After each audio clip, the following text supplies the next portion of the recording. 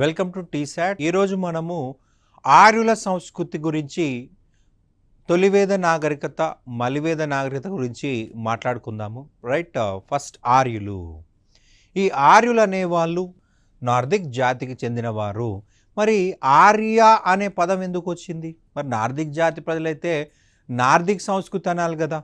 వీళ్ళు మాట్లాడే భాష ఆర్య భాష. ఆర్య భాష ఉపయోగించడం వల్ల ఆర్యులు అనేటువంటి పదం అనేది మనకు వచ్చిందని గుర్తుపెట్టుకోవాల్సి ఉంటుంది. ఆర్యులు ఇండో యూరోపియన్ భాషా సమూహానికి చెందినవారు. మనకి సంస్కృతము, పర్షియన్, ఇంగ్లీష్, జర్మన్ ఇటువంటి భాషలన్నీ కూడా ఒకే భాషా కుటుంబానికి చెందినవి అని చెప్పేసి తెలుస్తూ ఉంది. అదే ఇండో యూరోపియన్ భాషా సమూహము. ఆర్యులు భారతదేశంపై దండెత్తడానికి గల ప్రధాన కారణం రైట్ పశువులు మరియు పశుగ్రాసము. ఆర్యుల యొక్క జన్మస్థలం గురించి అనేక వివాదాలు కొనసాగుతూ ఉన్నాయి. కొంతమంది భారతీయులు అని చెప్పేసి, కొంతమంది విదేశీయులు అని చెప్పేసి రైట్ మనకు అనేక ఆర్గ్యుమెంట్స్ అనేవి రావడం జరిగింది. సో అందులో మనకి చర్చ మొదట ప్రారంభించిన వ్యక్తి సర్ విలియం జోన్స్. 1786లో మొదటిసారిగా ఆర్యుల జన్మస్థలం పైన చర్చ ప్రారంభించడం జరిగింది. ఎవరయ్యా విలియం జోన్స్ అంటే, ఇతను ఇండియాకి రైట్ ఒక సుప్రీంకోర్టులో జూనియర్ జడ్జి కింద రావడం జరిగింది. రైట్ వచ్చిన తర్వాత ఇతను 1784 జనవరి 15న కలకత్తాలో ఏషియాటిక్ సొసైటీ ఆఫ్ ఇండియా అనేటువంటి సంస్థను స్థాపించాడు. Right Asiatic society of India. Right దీన్ని మనం ఏషియాటిక్ సొసైటీ ఆఫ్ బెంగాల్ అని కూడా పిలుస్తాము. దీన్ని మనం తర్వాత కాలంలో ఏషియాటిక్ సొసైటీ ఆఫ్ ఇండియా అని పిలిచడం జరిగింది. రైట్ ఈ యొక్క విలియం జోన్స్కి సహకరించిన వాళ్ళు థామస్ కోల్బ్రూక్, నతానియన్ హాల్వైడ్, వీళ్ళిద్దరూ కూడా సహాయం చేయడం జరిగింది. ఈ సంస్థ ఏర్పడినప్పుడు భారతదేశ British governor general Warren Hastings, మనకి గవర్నర్ జనరల్స్ కనెక్ట్ అడిగినప్పుడు ఇటువంటి ఆన్సర్ ఉపయోగపడుతుంది. ఈ సంస్థ తరపున ప్రచురించబడ్డ పత్రిక ఏషియాటిక్ రీసెర్చ్ పబ్లిష్ చేసింది ఈ యొక్క ఏషియాటిక్ సొసైటీ ఆఫ్ బెంగాల్ అని చెప్పాల్సి ఉంటుంది. రైట్ మనకి ఆర్యుల జన్మస్థలం గురించి వివిధ వాదాల గురించి చూసినట్లయితే సప్త సింధు నది, దాని ఉపనదుల పరివాహక ప్రాంతమే సప్త సింధు అంటాం. సింధు, జీలం, చీనాబ్, రావి, సట్లెజ్, బియాస్ అండ్ సరస్వతి ఈ నదుల మధ్య ప్రాంతమే సప్త సింధు. ఏసీ దాస్, సంపూర్ణ ఆనంద్ వీళ్ళిద్దరు ఏమంటున్నారంటే, ఆర్యులు సప్త సింధు ప్రాంతం అంటే ప్రస్తుత పాకిస్తాన్ ప్రాంతం నుంచి భారతదేశానికి వలస రావడం జరిగింది. ప్రస్తుత పాకిస్తాన్, రాజస్థాన్, హర్యానా ఈ ప్రాంతాల నుంచి గంగా పరివాహక ప్రాంతానికి వలస వచ్చినట్టుగా చెప్తా ఉన్నారు. మధ్య ఆసియా ప్రాంతం professor max Muller. Right Germany ప్రాంతం పెంకా, ఆస్ట్రో హంగరీ ప్రాంతం గైల్, టిబెట్ ప్రాంతం స్వామి దయానంద సరస్వతి. మనకి మ్యాక్స్ ముల్లర్ దేని ఆధారంగా చెప్పాడయ్యా అంటే ఋగ్వేదం ఆధారంగా. ఋగ్వేదాన్ని ఇతను ఆంగ్ల భాషలోకి అనువదించడం జరిగింది. ఋగ్వేదంలోని భాషను యూరోపియన్ భాషా సమూహాలతో ఆయన చదివి వాటితో పోల్చి మధ్యాసియాలోనే ఇండో యూరోపియన్ భాషలు పుట్టాయి కాబట్టి ఈ యొక్క మధ్యాసియానే ఆర్యుల జన్మస్థలం అంటాడు ప్రొఫెసర్ మ్యాక్స్ ముల్లర్. ఇంకా టిబెట్ చూసినట్లయితే దయానంద సరస్వతి మనకి ఋగ్వేదంలో 9వ చాప్టర్లో సోమరసం గురించి రాయడం జరిగింది. దయానంద సరస్వతి ఏమంటా అంటే, టిబెట్లో సోమరసం లాంటిది తాగుతూ ఉన్నారు కాబట్టి టిబెట్ నుంచి వచ్చి ఉండొచ్చు అంటాడు దయానంద సరస్వతి. మనకి దయానంద సరస్వతి ఎవరయ్యా అంటే ఆర్య సమాజ్ యొక్క స్థాపకుడు అంటాం. ఆర్క్టిక్ ప్రాంతము బాలగంగాధర్ తిలక్, ఇతను Arctic is the home of Aryans అని చెప్పేసి బుక్ రాయడం జరిగింది. రైట్ బాలగంగాధర్ తిలక్ రాసిన గ్రంథము the Arctic home of the Vedas లేదా ఆర్యాస్. ఆర్యులు ఆర్క్టిక్ ప్రాంతం నుంచి దక్షిణంగా ప్రయాణం చేసి రైట్ భారతదేశంలోకి ఎంటర్ అయ్యారు అంటున్నారు ఈ పుస్తకంలో బాలగంగాధర్ తిలక్. ఆర్య సంస్కృతిని గ్రామీణ సంస్కృతి అంటాం, ఎందుకంటే ప్రజలు ఎక్కువగా గ్రామాల్లో ఉన్నారు. వేదాలు అభివృద్ధి చెందాయి కాబట్టి వేదిక సంస్కృతి, వైదిక సంస్కృతి అంటాము. వేదాల ఆధారమైన సంస్కృతి కాబట్టి వైదిక సంస్కృతి. ఆర్యుల కాలంలోనే వేద సాహిత్యము సంకలనం చేయబడింది. రైట్ మనకి ఆర్యులు వాళ్ళ యొక్క మౌఖికంగా అభివృద్ధి చేశారు. వాళ్ళు ఆ కాలంలో లిపి లేదు. లిపి లేని కారణంగా వాళ్ళు వాళ్ళ బ్రెయిన్స్‌లోనే నాలెడ్జ్‌ని డెవలప్ చేశారు. రైట్. మన యొక్క బ్రెయిన్ దేనితో ఈక్వల్ కాదు. మనం ఇప్పుడు బ్లైండ్‌గా కంప్యూటర్ పైన ఆధారపడుతున్నాం. రైట్. మొబైల్ పైన ఆధారపడుతుంది. ఆ మొబైల్ కంటే కూడా ఎక్కువ నాలెడ్జ్ మన బ్రెయిన్‌లోనే ఉంటుంది. కాకపోతే మనం బ్రెయిన్ వాడని పరిస్థితి. అప్పుడు వాళ్ళు వాడారు కాబట్టి చాలా ఎక్కువ నాలెడ్జ్‌ని డెవలప్ చేశారనమాట. రైట్. వేద సాహిత్యం అనేది అంతా కూడా వాళ్ళ యొక్క మెదడులో నిక్షిప్తం చేసుకున్నారు. ఏ అర్ధరాత్రి లేపడినా టకా టకా టకా టకా చెప్పేవాళ్ళు. అసలు మర్చిపోవడం అనేది లేనే లేదు. ప్రస్తుతం మనకి ఈ సెల్ ఫోన్ రావడం వల్ల, ఈ కంప్యూటర్ రావడం వల్ల పూర్తిగా మర్చిపోవడం జరుగుతా ఉంది. రైట్. వాళ్ళకి ఎటువంటి యావిగేషన్ లేకుండా బాగా నాలెడ్జ్ ఉండేది. ప్రొఫెసర్ మ్యాక్స్ ముల్లర్ ఋగ్వేదాన్ని అనువదించి ఋగ్వేదంలోని సంస్కృత భాషను ఆధారంగా ఇండో యూరోపియన్ భాషా సమూహం చెందిందిగా వివరించాడు. భారతదేశంలో సంస్కృతం మొదట లిపి అభివృద్ధి చెందలేదన్నమాట. సో లిపి అభివృద్ధి చెందలేదు కాబట్టి వాళ్ళు వాళ్ళ బ్రెయిన్‌లో అభివృద్ధి చేసుకున్నారు. తొలివేద ఆర్యులు ఋగ్వేదమును మౌఖికంగా అభివృద్ధి చేశారు. ఒక గురువు ఒక పద్యమో లేదా ఒక చాప్టర్‌నో డెవలప్ చేస్తాడు. అది తన స్టూడెంట్స్‌కి చెప్తాడు. రైట్. అంటే ఇది మౌఖికము. అదే చదువుతాడు. సో జీవితంలో మర్చిపోడనమాట. అతను గురువైన తర్వాత తన స్టూడెంట్ చెప్తాడు. తన స్టూడెంట్స్ మళ్ళీ వాళ్ళు గురైన తర్వాత వాళ్ళ స్టూడెంట్స్‌కి ఇట్లా కొన్ని వందల జనరేషన్స్ మౌఖికంగానే ఉండిపోయింది వేదాలు. వేదాలు. వేద అనే పదం విద్ నుంచి వచ్చింది. విద్ అంటే జ్ఞానము. వేదము జ్ఞానం యొక్క భాండాగారాలు. మనకి వేద సాహిత్యం 2 రకాలుగా రచించారండి. శృతి సాహిత్యం, స్మృతి సాహిత్యం. శృతి ఉచ్చారణ, ఉచ్చరించబడేవి. శృతి అంటే ఉచ్చారణ, ఉచ్చరించబడేవి. స్మృతి మెమొరీ, జ్ఞాపకం తెచ్చుకునేవి, గుర్తుంచుకునేవి. రైట్. ఉచ్చరించేవి శృతి సాహిత్యము, గుర్తుంచుకునేవి శృతి సాహిత్యము. మనకి గత ఎగ్జామ్‌లో శృతి సాహిత్యం కానిదేది అన్నాడు. కానిదేది అంటే ముందు అయినది తెలిస్తే కాని దాన్ని ఎలిమినేట్ చేయొచ్చు. శృతి సాహిత్యంలో వేదాలు, ఉపనిషత్తులు, బ్రాహ్మణాలు, అరణ్యకాలు ఈ 4 కూడా శృతి సాహిత్యంలో భాగము. ఉచ్చరించేవివి. స్మృతి సాహిత్యం ఉపవేదాలు, వేదాంగాలు, సూత్రాలు, పురాణాలు, ఇతిహాసాలు. రైట్. ఇవి గుర్తుపెట్టుకునేవి. ఉపవేదాలు, వేదాంగాలు, సూత్రాలు, పురాణాలు, ఇతిహాసాలు. రైట్. వేదాలు ఎన్ని ఉన్నాయండి? 4 ఉన్నాయి. ఋగ్వేదము, యజుర్వేదము, సామవేదము, అథర్వణ వేదం. మొత్తం 4 వేదాలు ఉన్నాయి. ఫస్ట్ ఋగ్వేదం గురించి చూసినట్లయితే 1028 శ్లోకాలు ఉన్నాయి. ఈ శ్లోకాల్లో ప్రకృతి దేవతల ప్రార్థనలకు సంబంధించిన మంత్రాలు కలవు. యాక్చువల్‌గా వీళ్ళు ఆర్యులు తొలివేద కాలంలో ప్రకృతిని తమ నియంత్రణలో తెచ్చుకునే ప్రయత్నం చేశారు. విఫలమయ్యారు. ఆ ప్రకృతికే మానవ రూపం ఇచ్చి, ప్రకృతికే లక్షణాలు ఇచ్చి దేవతల రూపంలో పూజించడం జరిగింది. సో మనకి ఇక్కడ 10 మండలాలు ఉన్నాయండి ఋగ్వేదంలో.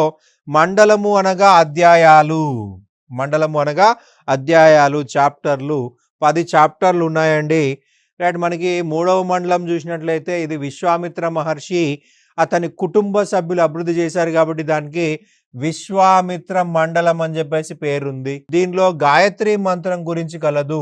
రైట్. మనకి ఈ గాయత్రి మంత్రం అనేది అత్యంత పవిత్రమైన మంత్రం అని చెప్తాము. ఈ మంత్రము సావిత్రి అనే అధిదేవతకు ఆపాదించడం జరిగింది. ఇక 10వ మండలం చూసినట్లయితే విశ్వం యొక్క ఆవిర్భావం గురించి నాసదీయ సూక్తంలో రాయబడి ఉంది. విశ్వం ఎలా ఆవిర్భవిస్తుంది. అలాగే వర్ణ వ్యవస్థ గురించి పురుష సూక్తం తెలుపుతా ఉంది. రైట్. మనకి 10వ మండలంలో పురుష సూక్తంలో వర్ణ వ్యవస్థ గురించి ఉంది. సో మనకి చాతుర్వర్ణ వ్యవస్థ మనకి 10వ మండలం ప్రకారం ఏర్పడింది అనమాట. చాతుర్వర్ణ వ్యవస్థ. 4 వర్ణాలు ఉన్నట్టుగా మనకి 10వ చాప్టర్లో మెన్షన్ చేయడం జరిగింది. సో మనకి వాటి డీటెయిల్గా చూసినట్లయితే బ్రహ్మ తల నుండి బ్రాహ్మణులు. సో మనకి తలలో జ్ఞానం ఉంటుంది కాబట్టి వీళ్ళే పండితులుగా పనిచేశారు, వీళ్ళే పూజారులుగా పనిచేశారు. రైట్. బ్రహ్మ భుజముల నుంచి క్షత్రియులు. మనకి భుజాల్లో బలం ఉంటుంది, భుజబలం. బలం ద్వారా పరిపాలన చేయాలి. సో వీళ్ళు మాత్రమే పరిపాలకులుగా ఉన్నారు. రైట్. బ్రహ్మ తొడల నుంచి వైశ్యులు. సో వైశ్యులు వ్యవసాయదారులండి. మనకి ఋగ్వేద ప్రకారం వ్యవసాయదారులు. ప్రస్తుతం వాళ్ళు వ్యాపారం చేశారు కానీ ఆ టైంలో వ్యవసాయదారులు మాత్రమే. రైట్. బ్రహ్మ పాదాల నుంచి శూద్రులు. ఒక మనిషి పర్ఫెక్ట్‌గా నిలబడాలంటే పాదాలు చాలా చక్కగా ఉండాలి. రైట్. ఈ వ్యవస్థ కూడా చక్కగా ఉండాలంటే శూద్రులు పై 3 వర్గాల వారికి ఉచిత సేవలివ్వాలి. రైట్. మనం ఏమని చెప్పొచ్చంటే సేవకులు. ఈ శూద్రులు అనేవాళ్ళు సేవకులు, సేవ చేసేవాళ్ళు. రైట్. ఉచితంగా సేవ చేయించుకోవడం అంటే బానిసత్వమే. రైట్. ఋగ్వేదంలో రైట్ మనకి బానిసత్వం గురించి మెన్షన్ చేయబడిందని చెప్పాల్సి ఉంటుంది. రైట్. పై 3 వర్గాల వారికి ఉచిత సేవలు ఇవ్వాలి. ఫ్రీగా సర్వీస్, డబ్బులు ఇవ్వరు, ఎటువంటి ఫుడ్ ఇవ్వరు, ఏది ఇవ్వరు. కాబట్టి ఉచిత సేవలు. సో ఉచిత సేవనే దాన్ని మనం బానిసత్వం అంటున్నాము. రైట్. ఋగ్వేదం అనేది జెండా అవస్థ అనే గ్రంథాన్ని పోలి ఉంది. జెండా అవస్థ అనే గ్రంథాన్ని పోలి ఉంటుంది. జెండా అవస్థ పారసిక మతమైనటువంటి జొరాస్ట్రియన్‌కు చెందింది. రైట్. మనకి ఋగ్వేదంలో ఒక శ్లోకం చూసినట్లయితే నా తండ్రి బ్రాహ్మణుడు, నా తల్లి శూద్రురాలు, నా అన్న వైశ్యుడు, నేను క్షత్రియుడు అని ఈ వేదంలో ఉంది. అంటే అర్థము అందరూ కూడా సమానమే. ఒక్కొక్కరు ఒక్కొక్క మతంలో, ఒక కులంలో ఉన్నారు. అంటే ఎవరే పనైనా చేసుకోవచ్చు. ఎవరు ఇలా ఉండాలి, ఇలా ఉండకూడదు అనేటువంటి నిబంధనలు ఏమీ లేదు. రైట్. అన్ని కులాల వారు ఒక కుటుంబంలోనే ఉండేవారు ఆ టైంలో. అంటే సమానత్వం ఉంది అని అర్థము. ఋగ్వేదంలో సమానత్వం గురించి చెప్పబడింది అని అర్థము. ఋగ్వేదంలో ప్రస్తావించబడింది ఓం అనే పదము 1028 సార్లు మెన్షన్ చేయబడింది. మనకి ఎన్ని శ్లోకాలు ఉన్నాయన్నా 1028. ప్రతి శ్లోకం కూడా ఓంతో స్టార్ట్ అవుతుంది. ఇక జన అనే పదం 275 సార్లు రిపీట్ అయింది. జన అంటే ప్రజలు. రైట్. ప్రజలు లేదా తెగ 275 సార్లు. ఇంద్రుడు అనే పదం 250 సార్లు. అగ్ని అనే పదం 200 సార్లు. వరుణ అనే పదం కూడా 200 సార్లు. సోమ అనే పదం 120 సార్లు. సభ అనే పదం 8 సార్లు. సమితి అనే పదం 9 సార్లు. ఆవు అనే పదం 176 సార్లు. గంగ అనే పదం ఒకసారి మాత్రమే మనకి ఋగ్వేదంలో మెన్షన్ చేయబడింది. ఒక్కొక్కసారి మనకి ఎగ్జామ్లో అడుగుతారు సభ అనే పదం ఎన్నిసార్లు మెన్షన్ చేయబడింది, సమితి అనే పదం ఎన్నిసార్లు మెన్షన్ చేయబడింది. ఇది మనము ఎగ్జామ్ పాయింట్ ఆఫ్ వ్యూలో గుర్తుపెట్టుకోవాలి. నెక్స్ట్ యజుర్వేదం. యజుర్వేదం చూసినట్లయితే 40 మండలాలు ఉన్నాయండి. రైట్. మనకి పద్య రూపంలోను గద్య రూపంలోను 2 రకాలుగా రాశారు. పద్యాల రూపంలో రాయబడ్డ యజుర్వేదం శుక్ల యజుర్వేదము. రైట్. పద్యాల గద్య రూపంలో అంటే మాట్లాడుకునే భాషల రూపంలో రాయబడ్డ యజుర్వేదము కృష్ణ యజుర్వేదం అనాలి. కృష్ణ అంటే నలుపు. రైట్. శుక్ల అంటే తెలుపు. శుక్ల యజుర్వేదము, కృష్ణ యజుర్వేదము. ఈ యొక్క ఆర్యులకి వేదాలలో రైట్ వాళ్ళకు పద్యాలు చెప్పడం అంటే చాలా ఇష్టం. దాని ఎక్స్ప్లెనేషన్ అంతగా ఇష్టం ఉండదు. అందుకే కృష్ణ యజుర్వేదము ఎక్స్ప్లెనేషన్ని నలుపు అన్నారు. మనకి క్యాలెండర్లో కృష్ణపక్షం, శుక్లపక్షం అని చెప్పేసి ఉంటుంది. శుక్లపక్షం, కృష్ణపక్షం. అయితే ఈ శుక్లపక్షంలో మనకు రాత్రంతా కూడా వెన్నెల కనిపిస్తుంది. కృష్ణపక్షంలో చీకటి కనిపిస్తుంది. యజ్ఞయాగాల గురించి, కర్మకాండల గురించి మనకి ఈ యొక్క యజుర్వేదంలో చెప్పబడింది. యజుర్వేద కాలం చూసినట్లయితే దేవాలయాలు లేవు, విగ్రహాలు లేవు. మరి ఏముంది? యజ్ఞయాగాలు ఉన్నాయి. యజ్ఞయాగాల ద్వారా దేవతలను పూజించేవారు. యజ్ఞయాగాల ద్వారా మాత్రమే దేవుణ్ణి పూజించేవాళ్ళు. దేవాలయాలు లేవు, విగ్రహాలు లేవు. రైట్. మనకి రాజ్యం విస్తరించాలి, రాజు అశ్వమేధ యాగం చేస్తాడు. రాజ్యం సరిహద్దుని కాపాడాలి, అశ్వమేధ యాగం చేస్తాడు. రాజుకి దైవత్వం ఇవ్వాలి, రాజసూయ యాగం చేస్తారు. రైట్. రాజుకి శత్రుభయం లేకుండా తన స్థానాన్ని ఎవడు ఆక్రమించకుండా చేసే యజ్ఞము వాజపేయి యజ్ఞము. ఇటువంటి అనేక యజ్ఞయాగాల గురించి యజుర్వేదాలో చెప్పబడింది. మనకి ఏమడుతారంటే అత్యంత పురాతనమైన వేదము ఋగ్వేదం, అందులో డౌట్ లేదు. అతి పెద్ద వేదము అంటే యజుర్వేదం అనేది గుర్తుపెట్టుకోవాలి. రైట్. ఇక సామవేదము మంత్రాలను పఠించే వారిని ఉద్గాటర్ అంటారు. సమ అనే పదం సుమన్ నుంచి వచ్చింది. సుమన్ అంటే శ్రావ్యమైన అని అర్థము. ఋగ్వేదంలోని శ్లోకాలనే వీళ్ళు రాగయుక్తంగా దీర్ఘాలు తీస్తూ రాయడం జరిగిందనమాట. దాన్ని మనం సామవేదం అంటాం. సంగీతానికి సంబంధించిన వేదము. అక్షరాస్య సంబంధించిన మంత్రాలు కూడా మనకి ఇందులో కనిపిస్తాయి. సామవేదం అనగానే ఏం గుర్తు రావాలండి? సంగీతం గురించి గుర్తు రావాల్సి ఉంటుంది. సంగీత వేదము సామవేదము. భారతీయ సంగీతము మూల బీజాలన్నీ కూడా ఈ సామవేదంలో ఉంది. అయితే మన చరిత్రకారులకు ఇది ఉపయోగపడదు. ఇక నెక్స్ట్ చూసినట్లయితే అథర్వణ వేదము. ఇందులో 711 శ్లోకాలు ఉన్నాయి. అండ్ మనకి ప్రస్తుత సమాజం చూసినట్లయితే గోత్రం. మనం గుడికి వెళ్ళినట్లయితే గోత్రం ఏంటి అని చెప్పేసి అంటారు. రైట్, ఆ గోత్రం గురించి మొదటిసారి చెప్పబడింది అథర్వణ వేదంలోనే. మంత్రతంత్రాల ప్రస్తావన కనిపిస్తుంది. చెడు, దయ్యాలు, భూతాలు, ప్రేతాలు, పిశాచాలు వీటన్నిటిని ఎలా లొంగదీసుకోవాలి, ఇటువంటి మంత్రతంత్రాల గురించి మనకి మెన్షన్ చేయడం జరిగింది. వేదంలోని సభ, సమితి అనేవి కవుల పిల్లలుగా పేర్కొన్నారు. అథర్వణ వేదంలోనే సభా సమితిని కవుల పిల్లలుగా పేర్కొన్నారు. రైట్, మనకి ఈ శ్లోకం ఎందులో ఉందయ్యా అంటే అథర్వణ వేదంలో ఉంది. యుద్ధం మానవ మెదడులోనే ప్రారంభమవుతుంది అనేటువంటి రైట్ స్టేట్మెంట్ ఎక్కడ ఉందయ్యా అంటే అథర్వణ వేదము. మనకి బాగా ఆలోచించినట్లయితే యుద్ధం అనేది బ్రెయిన్లోనే స్టార్ట్ అవుతుంది. ఫర్ ఎగ్జాంపుల్ పుతిన్ అనేటువంటి వాడు ఉక్రెయిన్ దేశాన్ని ఆక్రమించాలని వాడి బ్రెయిన్లో ఆలోచన వచ్చింది. సో ఇమీడియట్గా యుద్ధం స్టార్ట్ చేస్తాడు. యుద్ధం అనేది మనిషి మెదడులోనే ప్రారంభం అవుతుంది. దానికి మూలం మానవ మేధస్సు మెన్షన్ చేయబడింది అథర్వణ వేదంలో. ఉపనిషత్తులు, గురువు పాదాల వద్ద కూర్చొని జ్ఞానాన్ని పొందడాన్ని ఉపనిషత్తు అంటారు. మనకు 108 ఉపనిషత్తులు ఉన్నాయండి. ఈ యొక్క ఉపనిషత్తులు వేదాల ఆధిపత్యాన్ని వ్యతిరేకిస్తున్నాయి. సమాజం పైన వేదాల ఆధిపత్యాన్ని క్వశ్చన్ చేస్తున్నాయి. అలాగే బ్రాహ్మణుల ఆధిపత్యాన్ని ప్రశ్నిస్తున్నాయి ఉపనిషత్తులు. అందువల్ల వీటిని ఏమన్నారు? వేదాంతం అని అన్నారు. వేదాంతం, ఎండ్ ఆఫ్ వేదాస్, వేదము యొక్క అంతము వేదాంతము. ఉపనిషత్తులని వేదాంతాలు అన్నారు. ఎందుకంటే బ్రాహ్మణుల్ని వ్యతిరేకిస్తుంది, బ్రాహ్మణ ఆధిపత్యాన్ని వ్యతిరేకిస్తుంది, వేదాల ఆధిపత్యాన్ని సమాజం పైన వ్యతిరేకిస్తుంది. కాబట్టి ఉపనిషత్తులు వేదాంతం అని కూడా అన్నారు. నెక్స్ట్ చూసినట్లయితే మనకి కొన్ని ఎగ్జాంపుల్స్ మనం గుర్తుపెట్టుకోవాల్సి ఉంటుంది. మనకి ఇంతకీ ఉపనిషత్తులు ఏం డిస్కస్ చేసి అంటే ఆత్మ గురించి, పరమాత్మ గురించి, మోక్షం గురించి, పునర్జన్మ గురించి మనకు వేదాంతంలో లేదా ఉపనిషత్తులో డిస్కస్ చేశారు. కొన్ని ఎగ్జాంపుల్ చూద్దాము. మాండకోపనిషత్, మన భారత రాజ్యాంగము సత్యమేవ జయతే అనేటువంటి శ్లోకాన్ని మాండకోపనిషత్ నుంచి తీసుకోవడం జరిగింది. మన యొక్క రాజముద్రలో ఈ యొక్క సత్యమేవ జయతేని చేర్చడం జరిగింది. అలాగే జాబాలో ఉపనిషత్ మన జీవితంలో 4 ఆశ్రమాల గురించి ఇందులో వివరించడం జరిగింది. రైట్, ఆశ్రమాలు, బ్రహ్మచర్య ఆశ్రమం, బాల్యస్థ దశ. రైట్, మనకి 8 సంవత్సరాల వయసులో పిల్లవాడు గురుకులానికి వెళ్తాడండి. గురుకులాలో రైట్ విద్య నేర్చుకోవాలి. గురువుకి సర్వీస్ చేస్తూ రైట్ గురువుకి సేవ చేస్తూ విద్య నేర్చుకోవడమే మనకు బ్రహ్మచర్య దశ అన్నమాట. విద్య పూర్తయ్యే వరకు ఉండే దశ. విద్య పూర్తయిన తర్వాత పెళ్లి చేసుకోవడం దాన్ని గృహస్థాశ్రమం అంటాము. రైట్, భార్యా పిల్లలతో ఉండే దశ. వానప్రస్థాశ్రమం తీర్థయాత్రలకు, పుణ్యక్షేత్రాలకు వెళ్ళే దశ.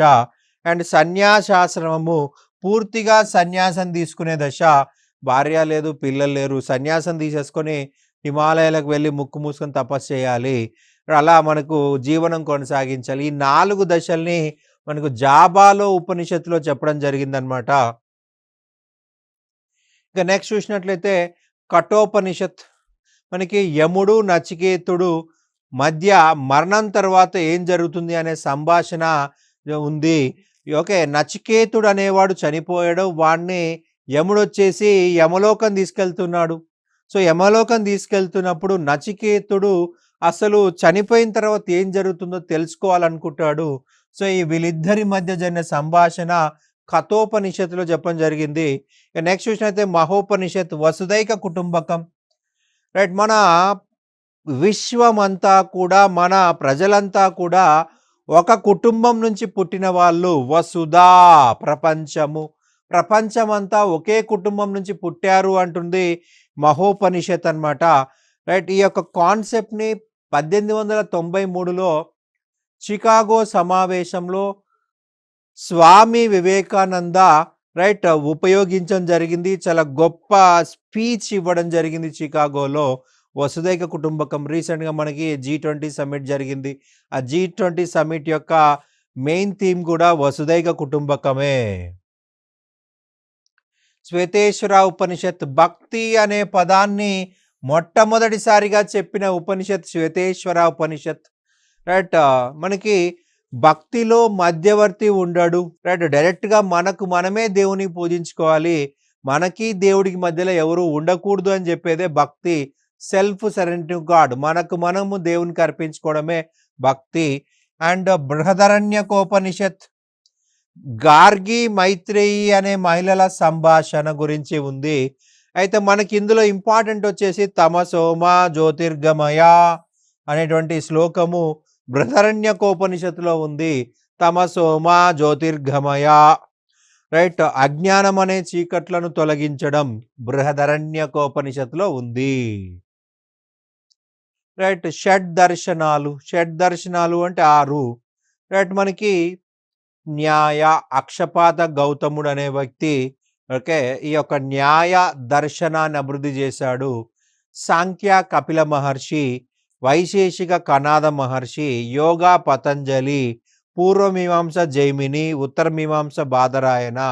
ఈ షడ్ దర్శనాలు అనేవి మోక్షం సాధనకు సంబంధించినవి అన్నమాట. వీళ్ళు ఆటం గురించి, అణువుల గురించి వైశేషికంలో మెన్షన్ చేయడం జరిగింది. అణువుల గురించి, పరమాణువుల గురించి వైశేషికంలో చెప్పడం జరిగింది. ఇవన్నీ కూడా తత్వానికి సంబంధించినవి, ఫిలాసఫీ సంబంధించినటువంటి దర్శనాలన్నమాట. వీటి ద్వారా ప్రజలకు మోక్ష సాధన కోసం సపోర్ట్ చేశారు. ఈ 6 మనం గుర్తుపెట్టుకోవాల్సి ఉంటుంది. రైట్. మనకి బ్రాహ్మణాలు. రైట్. ఉపనిషత్తుల తర్వాత మరి యొక్క బ్రాహ్మణాలు. వేదాల యొక్క ఎక్స్‌ప్లనేషన్సే బ్రాహ్మణాలు అని చెప్పేసి అంటాం.